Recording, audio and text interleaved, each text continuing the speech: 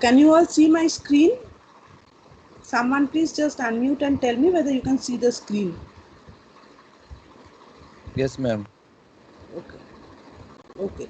So without much hearsay, because I guess we are already running a little late. We haven't yet started electrostatics, so I have to finish vectors today.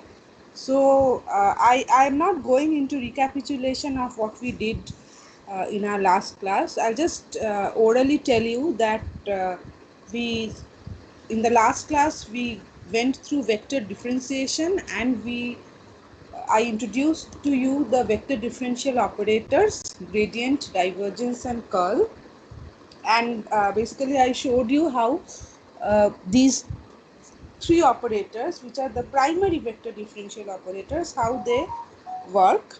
And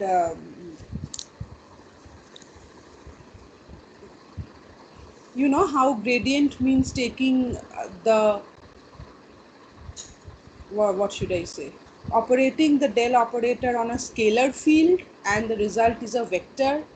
How taking divergence means operating the del operator on a vector field and the result is a, and then taking curl means operating the del operator on a vector field but the result is a vector. Okay, so three kinds of primary operations can be done.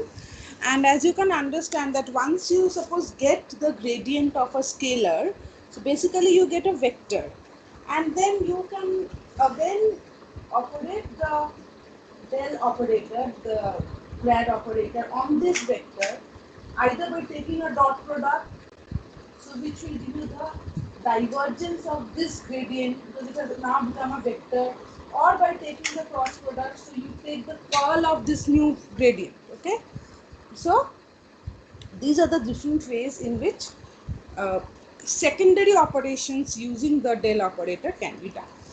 So uh, I don't think there is much requirement of knowing secondary operators other than one particular operator which is called the Laplacian, which is operating the gradient, taking the divergence of the gradient, that is del dot grad phi, okay, which is del square phi. We will discuss that when we come to it at a particular point in our syllabus. So straight away I will start vector integration today. Now what is vector integration?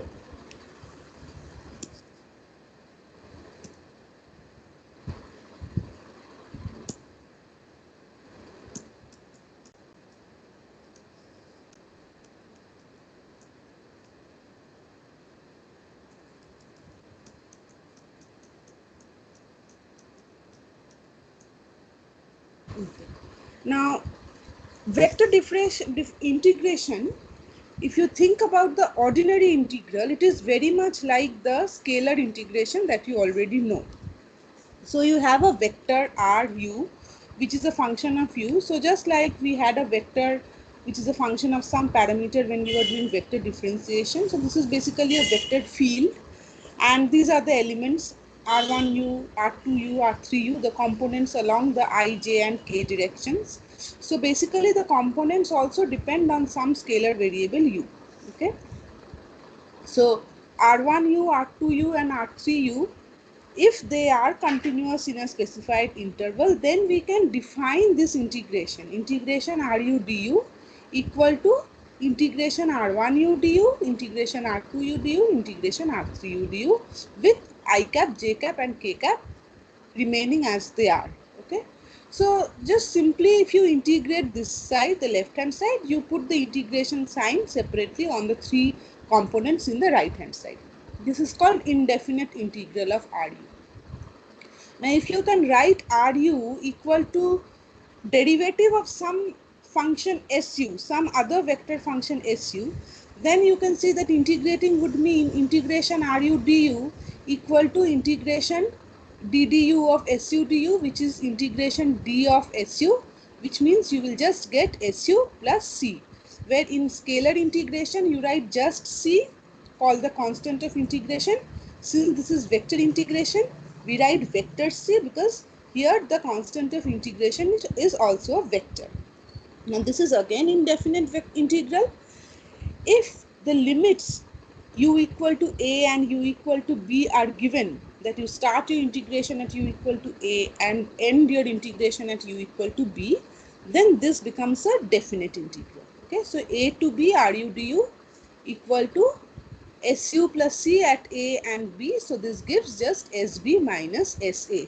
So exactly the same method as we are acquainted with in our scalar integrals. Okay, so this will become clearer when you do a particular problem. So here I have given I've straight away given you a problem to understand what we are talking about. So this is a vector. Okay, ru equal to u minus u square I cap plus 2u cube j cap minus 3k cap. You are asked to find integration 1 to 2 ru du. Okay, so what will you do? This is the solution. You just integrate this right hand side. So you will have I cap integration u minus u square du plus j cap integration 2u cube j cap minus k cap integration 3 du. Okay. So what will you get? The first one will give you u square by 2 minus u cube by 3 with I cap in front. The second term will give you u to the power 4 by 4, and there was 2 here, so u to the power 4 by 2 and j cap remains here, and minus 3u, and plus you have to write the constant of integration. Now you put the limits 1 to 2, so you put the limits here. So you can understand, I hope, that you will get a vector with I, j and k. So this is the answer, minus 5 by 6 I cap plus 15 by 2 j cap minus 3k cap. I hope nobody had difficulty understanding this, because this is very elementary kind of definite integral that you have done in your class 12 in your for your high secondary. So just you put the values of 1 and 2 and then subtract and you get this result. Okay, if after the class, if you just sit with a pen and paper and do this by yourselves, then you'll get to understand that there's nothing, no rocket science in what I just told you. This is very elementary. Okay, now what we are going to do is line integral. Now this ordinary integral that we just did, you can, now this vector can be different types of functions of u can be there in the components of I, j and k, and different limits can be there, and you just have to integrate like you do integration for ordinary scalar variables. And since you have I cap, j cap, k cap in the final answer, you know that it is a vector. But this kind of integration is not very useful when you are, this is an important point from mathematical point of view, but in case of application in physics, this kind of integration is just for your theoretical knowledge. Okay, but the real types of integration that we actually require for our applications in different fields of physics will now come one by one. Okay, so the first one is line integral. Now what is a line integral? Suppose this is the position vector. Okay,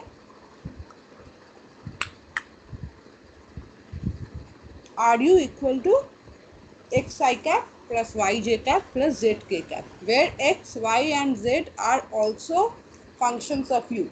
So you can understand that this can be, here u can be time. So the position vector is a function of time. So if you differentiate, you will get velocity. So this is what I am talking about when I say ru equal to xu I cap plus yu j cap plus zu k cap. Okay.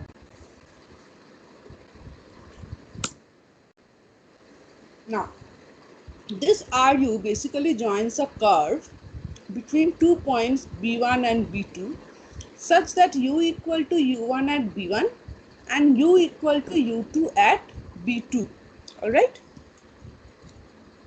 So that a vector A is equal to a1 I cap plus a2 j cap plus a3 k cap, which is a vector of position defined and continuous along this curve C.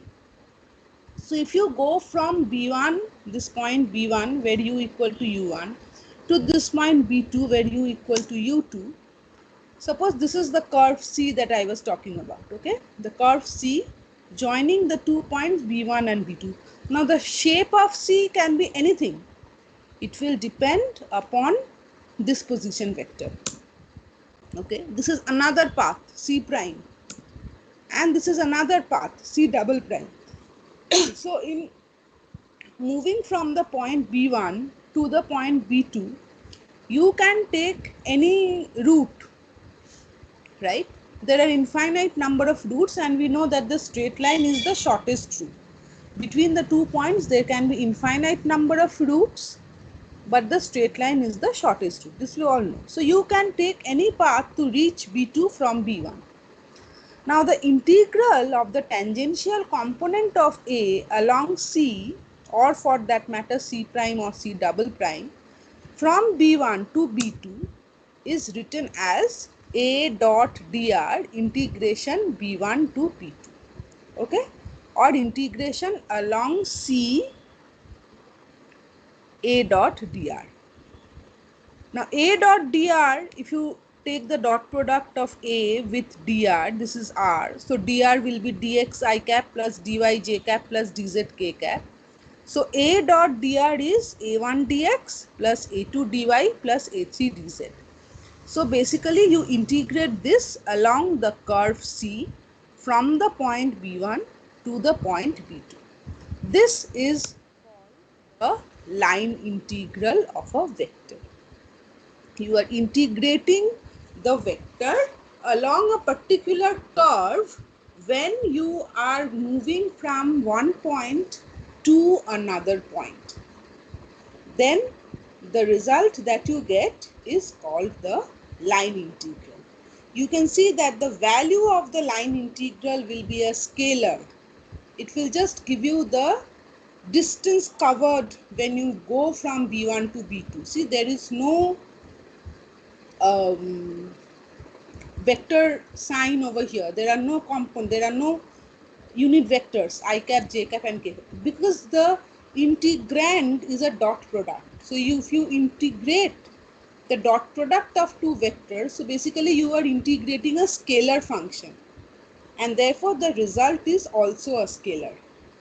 Can anyone tell me what this scalar represents? Do you find any similarity with anything that you have studied? Dot product of a vector with a certain displacement and then integrating. Can anyone identify this? Please unmute and tell me.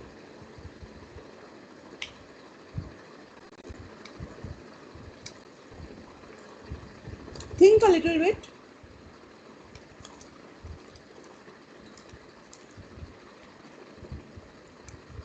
No? Have you understood the question? Can you please repeat? Okay, I'll repeat. I'm saying by this line integral, I've just given you the mathematical form of a line integral, and you can see that this mathematical form, in the mathematical form final result, there is no I cap, j cap, k cap. Why? Because the integrand, the function that you are integrating, is a dot product of two vectors, and the dot product of two vectors is a scalar, right? So basically you are integrating a scalar to get a final result, and we are calling that, by definition, we are calling that a line integral. Now I am asking you, can you identify what this might represent? Dot product of a vector with a certain displacement and then integrating it. Some parameter that we have studied several times. Divergence. No, there is no divergence over here. We are not taking, Magnitude. yes, magnitude, but okay. I'll tell you and you'll see, okay, this is what ma'am was trying to say. I'll give you an example and you'll see what I'm trying to say. Suppose this vector A is force on a particle moving along the curve, right? Then what is A dot dr? Force into displacement? Work done. Work done. And therefore, this total line integral in taking the object from the point B1 to the point B2 along the curve C. So that is what you are getting by integrating this entire thing. It just represents the work done by the force. So basically, if the vector involved in a line integral is the force on a particle moving along the curve, then the result of the line integral will give you the work done in taking the object from the initial position to the final position along the given curve. Okay, this last phrase, along the given curve, is very important. Okay, now if you come back to the initial position. So suppose you start from B1, you move along C, you go to B2, and then you move along C prime and you come back to B1. So although you have visited B2 and then come back to B1, but your initial and final positions are the same. You've not stopped at B2, you've come back to B1. So you started from B1 and you came back to B1. So your initial and final positions are the same. Then we say it to be a closed line integral. Okay. If you start from B1 and stop at B2, then this is an open line integral. But if you start from B1 and come back to B1, then we say it is a closed line integral. And to represent a closed line integral, we draw a small circle on the integration. So if you see that there is no circle on the integration sign, you have to understand that it is an open line integral. If you see there is a small circle on the integration sign, then you have to understand that we are talking about a closed line integral. All right. Now comes the concept of conservative and non-conservative force fields in terms of the line integral. Okay.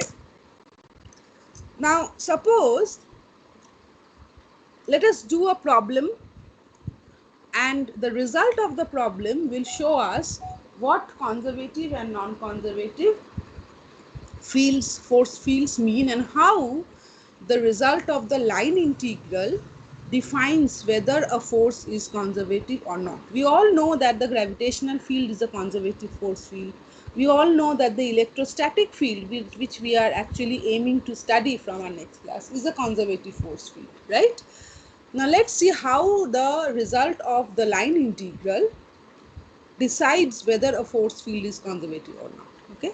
So what does the problem say? It says find the work done by the given forces. So two forces are given, F and F prime. F is xy I cap minus y squared j cap, and F prime is 2xy I cap plus x squared j cap. All right. Very simple expressions, but they represent two different forces.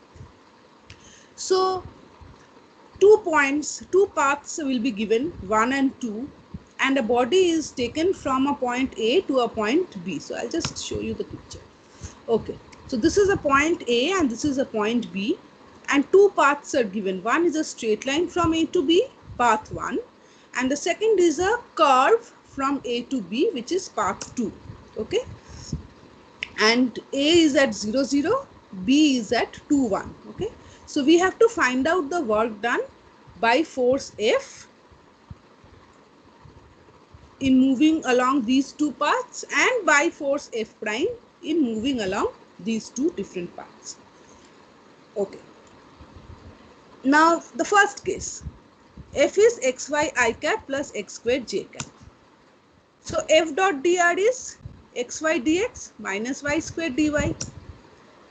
So first let us calculate the work done W1 along A to B. Now along 1, that is A to B, along the straight line, it's a straight line, right? So since this position is 0, 0 and this position is 1, 2, 2, 1 rather, y is equal to 2 over here. So the expression of this straight line is of the form x equal to 2y. Okay. So we have dx equal to 2 dy. So what do we do in the expression of f dot dr? We replace either y by in terms of x or x in terms of y. All right. So substituting y in terms of x and putting the limits of 0 and 2. Y goes from 0 to 2. Okay. So sorry, x goes from 0 to 2 and we replace y in terms of x from this expression, x equal to 2y and dx equal to 2 dy. So y is x by 2 and dy is dx by 2.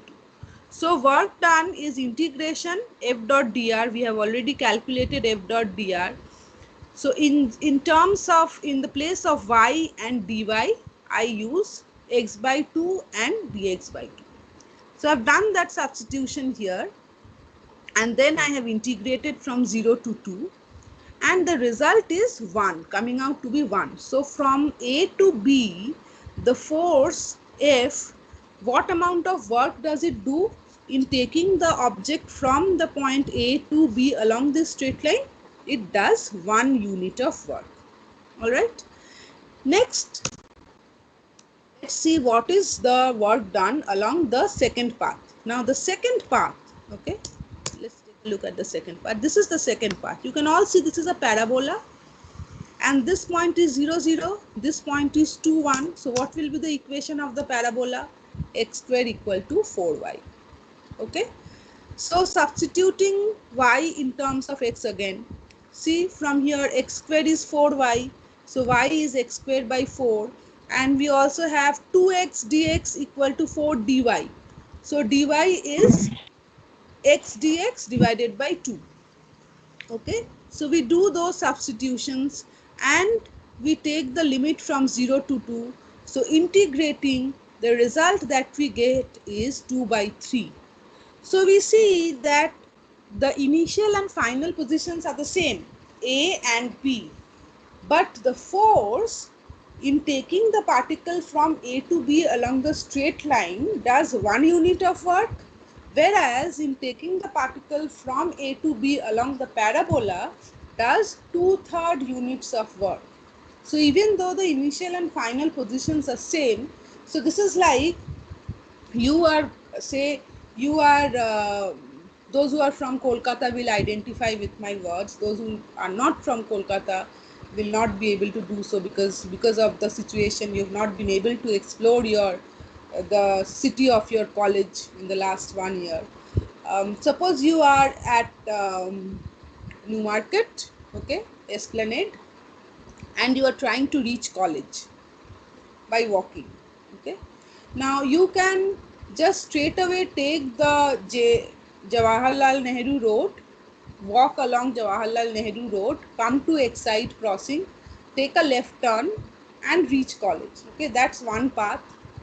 Or you can start from Newmarket, take the by lanes of Free School Street, etc. Then come out from near the museum, or you can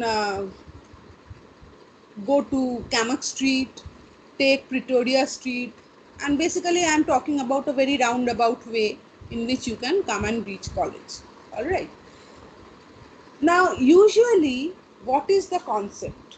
From the concept of force and work done that we have done till now, we know that if displacement is the same, if the initial and final positions are the same, then the work done should be same. It is independent of the path that you have taken, right? Since your initial position was Newmarket and your final position is college, so no matter whether you have walked 1 kilometer to complete this displacement, or whether you have walked 5 kilometers to complete this displacement, your final displacement is from Newmarket to your college. And hence, no matter how much you have walked, the work done should be the same. This is what we have learned, right? But here we can clearly see that along the two paths taken, the straight line and the parabola, W1 and W2 have different values. Okay, so the work done in moving between the same 2 points by the same force is different for different chosen paths. And if you were to start from A, take path 2 to reach B and again return to A via path 1, then work done is just a difference of the two values and it is 5 by 3. So although your displacement is 0, you've come back to the final position, but work done is not 0. This is also something you've learned, but not matching with what you have learned, right? You have learned that no matter how much force you give to a wall or a big boulder to try to move it, if the boulder doesn't move, no matter how much force you give, if the displacement is 0, then work done is 0. But here you see the object comes back to the original position A. So displacement is 0, but work done is not 0. It has a particular value 5 by 3. All right. Now let us take a look at the second force. Second force is this: F prime equal to 2xy I cap plus x squared j cap. So F prime dot dr is this. Okay, since you will get the slides, so I'll not go through the steps of the problem. The steps are all done. It's just integration, so you'll go through. I'll just tell you what the final result is. So again, for the first path, straight line x equal to 2y. So you do the integration, use the limits, substitute for y, and the final result is 4. For this force, work done to take the object along the straight line from A to B, the result is 4 units of work. Now let's see what happens to the second path. Second path is x squared equal to 4y. So W2 is along C2 f prime dot dr. Again you do the substitution of y. Limits from 0 to 2, result is 4. So for this force, we see that in moving from A to B, the values of the work done, although we are taking two different paths, but the value of the work done is same. Okay, so work done along both the paths are same. And if you start from A, reach B, and then return to A, the work done will be 0, 4 minus 4. So this is matching with our knowledge. Our knowledge tells us for what we have studied till now in our junior classes, that is before your high secondary mechanics, that if displacement is 0, work done is 0. And if the displacement is same between 2 points, whatever path you take, it doesn't matter. Even if you go along the straight line, if you start from the initial position, you walk the whole world and come back to the final position, if the displacement is same, work done should be same. So this is matching with our known result. So what do we conclude? Let's note the points that we should take home from this particular problem we did just now. First, work done. Now what you should do now is just unlearn what you have learned in your high school. So this exercise tells us that work done is different for different paths in case of the first force, but work done is same for different paths in case of the second force. Work done is the first case is path dependent. Work done in the second case is path independent. In the first case, it depends on which path taking the value of work done. While in the second case, no matter which path you take, the value of the work done remains the same. So in the first case, it is path dependent. In the second case, it is path independent. The force fields for which the work done depends on the path are called non-conservative.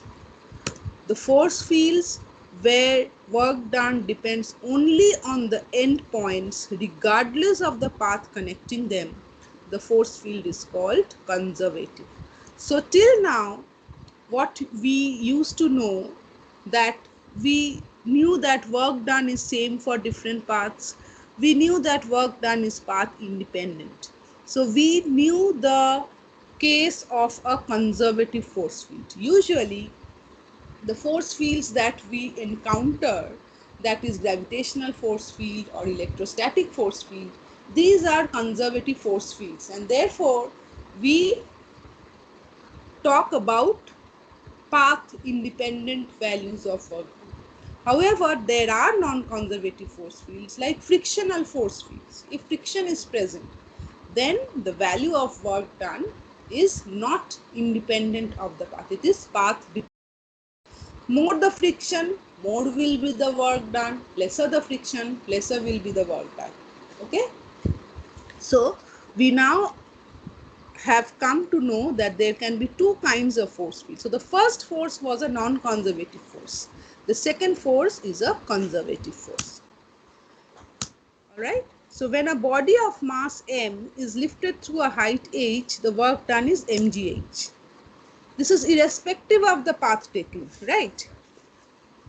Therefore, gravitational force is a conservative force. Similarly, if you bring a test charge from any point to the vicinity of a source charge, then whatever path you take, work done remains the same, given by the potential difference between the 2 points. Okay, so electrostatic force field is a conservative force field.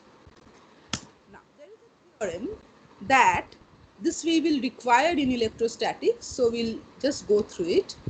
A force field can be represented as F equal to grad phi, where phi is a single valued scalar field. Then work done in moving a particle from any point P1 to any point P2 in this force field is independent of the path joining the 2 points. That is, if a force is conservative, then you can represent it as the gradient of a scalar function. This is a very, very important result. Okay, because in electrostatics, since the electrostatic force field is a conservative force field, we can say that we can write the electrostatic force field E as equal to gradient of some scalar function phi. All right, so we'll prove it right now. Suppose work done in moving a particle from P1 to P2 is this. We know that the work done is P1 to P2 integration F dot dr. Now, since we are claiming that F can be written as grad phi, so we can write this P1 to P2 grad phi dot dr. Now, what is the expression of grad phi? We quickly write down the expression of grad phi. Integration P1 to P2, grad phi is del phi del x I cap plus del phi del y j cap plus del phi del z k cap, dotted with dr. So dx I cap plus dy j cap plus dz k cap. So since it is a dot product, we can write this integration P1 to P2 del phi del x dx, del phi del y dy, del phi del z dz. And from our knowledge of partial derivatives, we can write this as just d phi. Remember, if phi is a function of x, y and z, then d phi can be written as del phi del x dx plus del phi del y dy plus del phi del z dz. Okay. So we have P1 to P2 d phi. Now what is the result of this integration? Just phi at the point P2 minus phi at the point P1. We just have a scalar function, d of the scalar function, and we are integrating it. So the result is just the scalar function. It is a definite integral. So we just have to find the value of the scalar function at the 2 points and take the difference. That gives you the value of the work done. So you can see that here the only thing important is the point P1 and the point P2. How you are moving from P1 to P2 is not important at all. You just need to know the point P1 and P2, and the value of the function phi at the point P1 and the point P2 will, the difference between the two values, that will give us the value of the work done. So we see that the work done depends only on the initial and final points. It is independent of the path. Nowhere do we require to know what the path C is, whether it is a straight line, whether it is a parabola or whatever. Okay. Therefore, conservative forces can be represented as the gradient of a scalar function. Very, very important result. and this scalar function is called the scalar potential. So when we do electrostatic field, we have to remember that the force is E, the electrostatic force, and for it we have the scalar potential, which is V, the electrostatic potential. That is the scalar potential corresponding to the conservative force field E. Okay, so E can always be written as grad V. Again, since curl of grad phi is always equal to 0, therefore for conservative forces, curl of the force is equal to 0. So if you are given a force and asked to find out whether the force is conservative or not, then you can just take the curl. If the result is 0, you know that the force is conservative. If the result is non-zero, then you say that no, this force is non-conservative. Okay, so conservative forces are irrotational, and irrotational forces are conservative. So it's a vice versa relation. So just remember that these results that we noted down in this particular slide, they are extremely important for our future use in electrostatics. That conservative forces are forces where work done is independent of the path. Such a force can be represented as the gradient of a scalar function. That scalar function is called scalar potential, and since curl of grad phi is equal to 0, therefore for conservative forces the curl is always 0. So conservative forces are irrotational. Okay, now I'll problem we don't require present syllabus.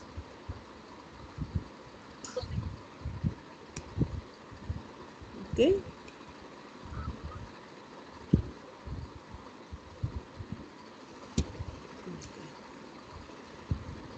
so I'll just let you know again. We won't go to detail. I'll just mention that apart from line integral, in vector integral we have surface integral.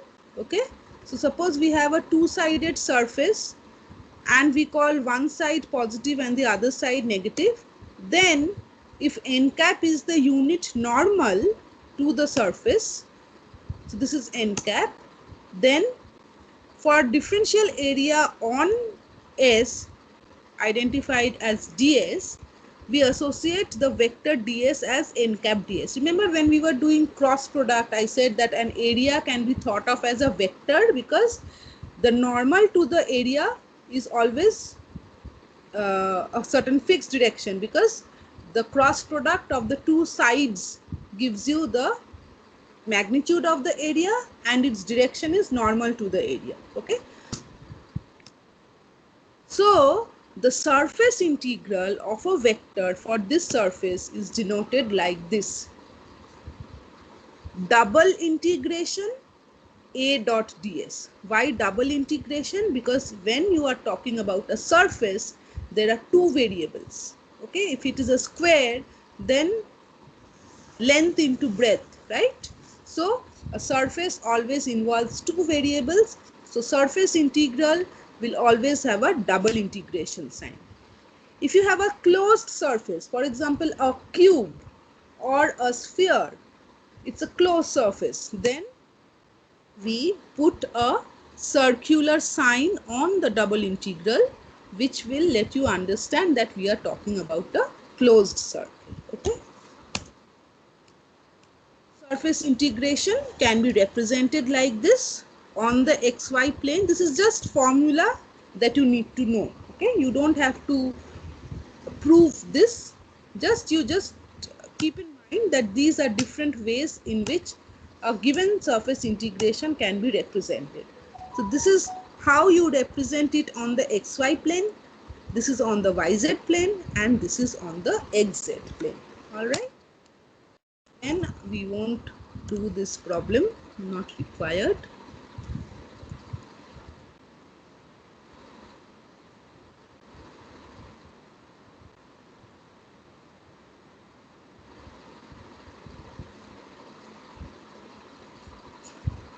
Okay. Now, as you can see, the third type of integration is volume integral. So if as I was telling you, if you have a closed surface, say a sphere, then it will always enclose a certain volume. So if you are to take the volume integral of this, then for volume integral we use three integration signs, as you can see, because a volume, if you take a cube, the volume of the cube is length into breadth into height. So always three parameters involved in volume. So for a volume integral we use three integral signs. Okay, you just need to know this much, nothing more than this. Okay, and then again we have three theorems. So I'll just tell you the three theorems. Again, for these theorems, since this is a general presentation, I have some details. The presentation that I'll upload to your LMS will contain only the parts you require. Okay, so vector integration theorems, these are there in your syllabus, but you need to know only the statements of these integration theorems, because we are going to use these integration theorems in proving certain properties of the electrostatic field, electrostatic properties of matter. Okay, so we just need to know the statements of these integration theorems. First is Gauss's divergence theorem. What is the statement in words? If V is the volume bounded by a closed surface S, so you have a sphere, suppose, and V is the volume, S is the surface of the sphere, 4 pi r square, and V is the volume enclosed by the sphere, okay, 4/3 pi r cube. I hope all of you are acquainted with this formula. So this is just an example that I'm giving. It can be any arbitrary surface enclosing any arbitrary volume. So if V is the surface, if V is the volume enclosed by a closed surface, and A is a vector function of position with continuous derivatives, then the Gauss's divergence theorem mathematically states this: volume integration of divergence of A dV is equal to closed surface integration A dot n cap ds.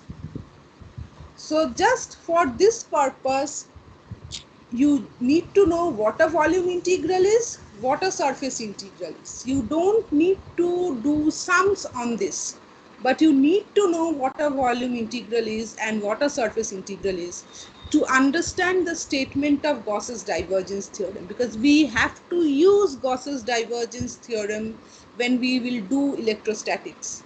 Okay, so then if you don't understand what I am talking about when I say now we will use Gauss's divergence theorem, then that will be a problem, because I have already given you the mathematical statement of Gauss's divergence theorem.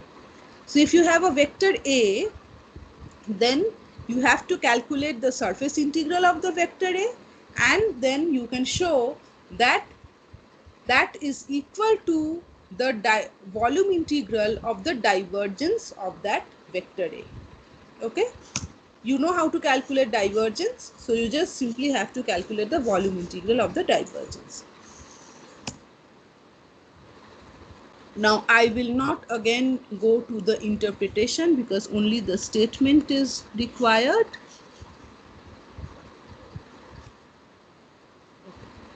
Next is Stokes theorem. So we saw what Gauss's divergence theorem is.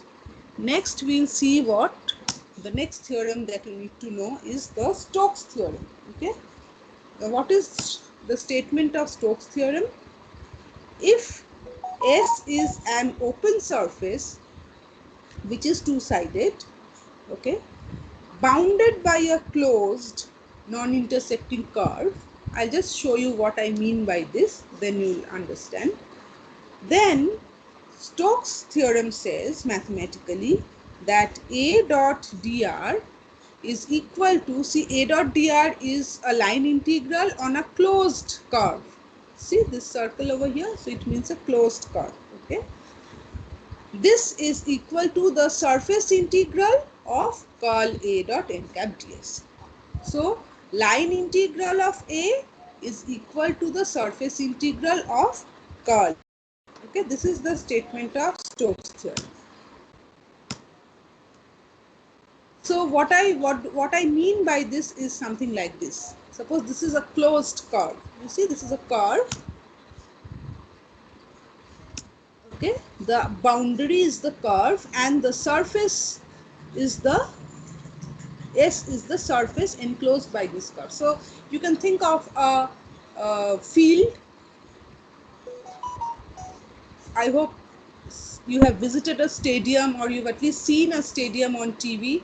So you know the track that is the boundary of the stadium, or if you watch a cricket match or a football match, the boundary, the hoardings that line up the boundary, that is the curve C, and the field inside, the grass field inside, that is the surface S. Okay, so that is what I mean when I say a closed curve. All right.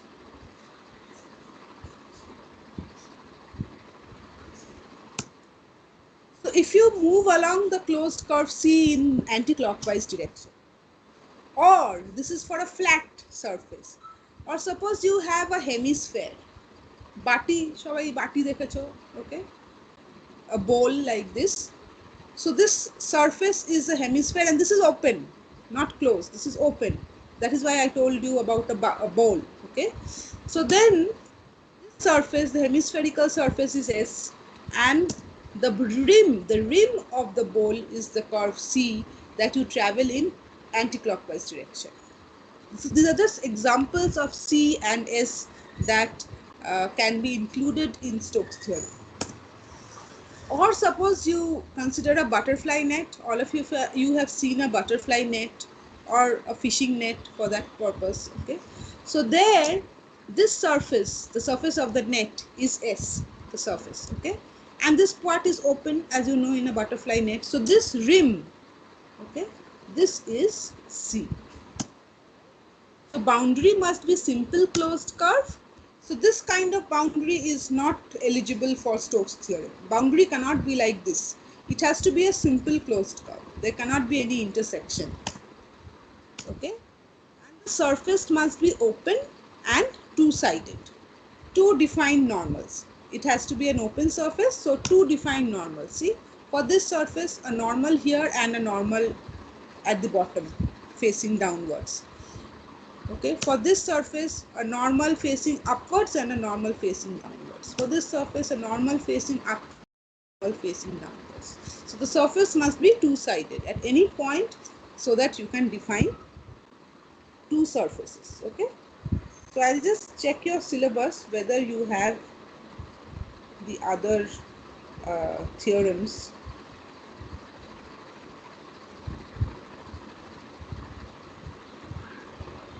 Just a second. Okay, just give me a minute.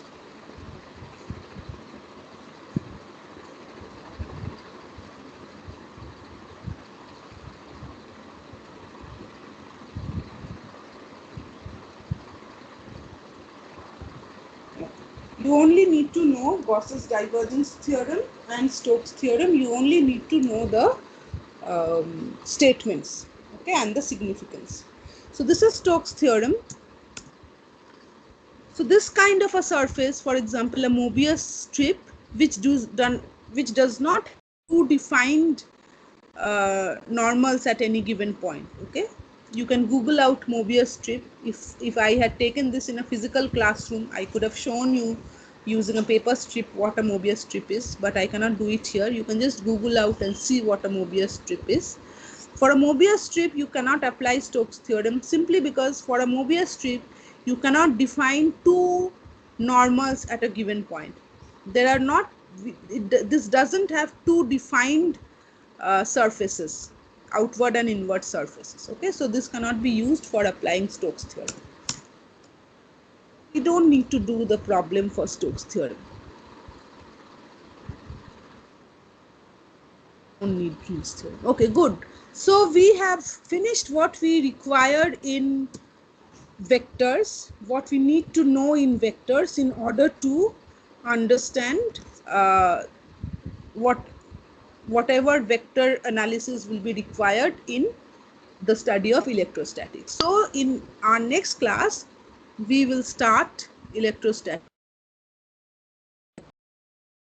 Do that. Yes. Okay, fine. So as I told you when we were doing divergence, that divergence of a vector means the flux. Remember in our last class I was telling you, if the divergence is greater than 0, it means that there is a source present in the field that is adding up to the particles that are already coming. So it is, if the divergence is negative, less than 0, it means there is a sink that is, eating up particles. So it is a sink field. And if the divergence is equal to 0, then it means that it is a solenoidal field. Whatever is the number of particles coming, so the incoming flux is equal to the outgoing flux. So when we say Gauss's divergence theorem, okay, it means that divergence of V d tau is, all the lines of force that are coming out from a particular volume. And similarly, if you can divide the volume enclosed by a surface into several such compartments, then divergence V d tau for one such compartment, you know that it is the number of lines of force coming out from this. So for this entire enclosed volume, you have to take the sum of all these elements, but in the core, the outgoing flux of one box will be equal to the incoming flux of the other. So these cancel out. So whatever remains, these all cancel. Okay. So the net outflow will only come out from the surface. Okay. So this is what is meant by Gauss's divergence. This is the significance of Gauss's divergence theorem. As d tau goes to 0, you can replace the summation by the volume integral. Okay.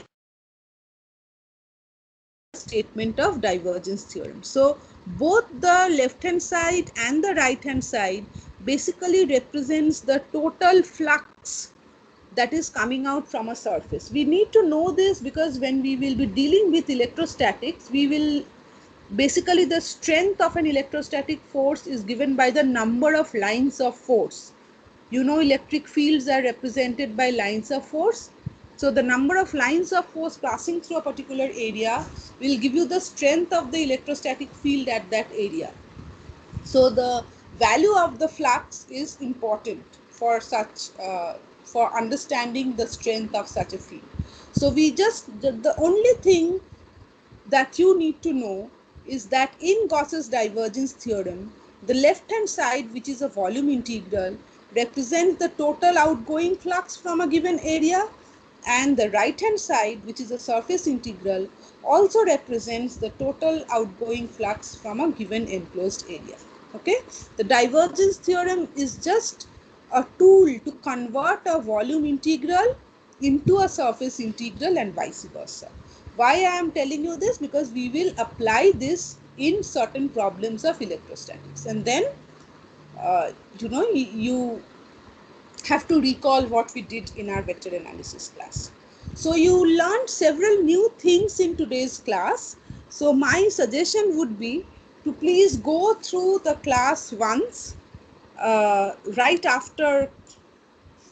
Don't give a long gap between what you heard today and the next time you revise this class, because when we start electrostatics, when we come to the point when we will be applying, you will be requiring the basic concepts of vector analysis at every point of we add electrostatic forces, how we calculate electrostatic force due to charges on a closed sphere. Okay, so you will see that how every time, at every moment, we will be recalling ideas that we have acquired in these 3 classes of vector analysis. So please go through these so that when we start and continue electrostatic classes, you don't find difficult to understand certain concepts where the vector analysis ideas are required. Okay, so I'll end today's class. Sorry. And as you know, you are supposed to